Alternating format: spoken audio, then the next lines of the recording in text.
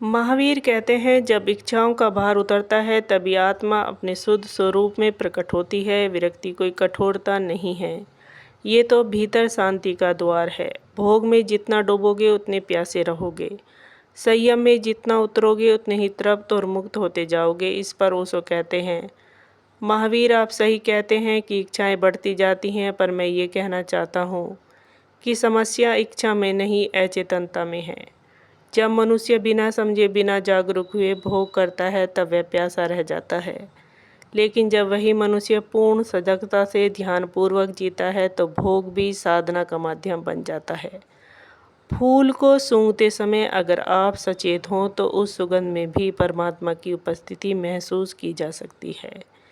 मैं दमन में विश्वास नहीं करता, क्योंकि दबाई गई इच्छा और भी गहरे मन में उतर जाती है और फिर और तीव्र होकर लौटती है। मैं कहता हूँ, जीवन को स्वीकार करो, उसे प्रेम से जियो।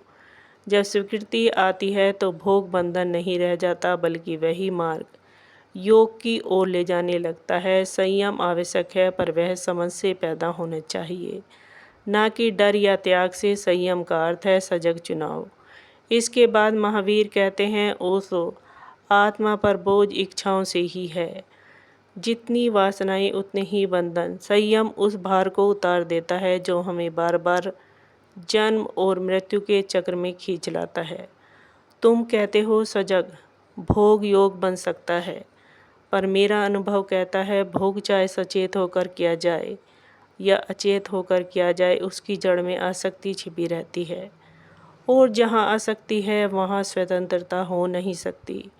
संयम आत्मा को पंख देता है। जिस प्रकार पक्षी तभी उड़ सकता है जब उसके पैरों से जंजीरें हटा दी जाएं, वैसे ही आत्मा तभी मुक्त हो सकती है जब इच्छाओं की जंजीरें टूट जाएं। त्याग आत्मा को हल्का करता है और हल्की आत्मा ही मोक्ष की ऊंचाइयों तक उड़ सकती है।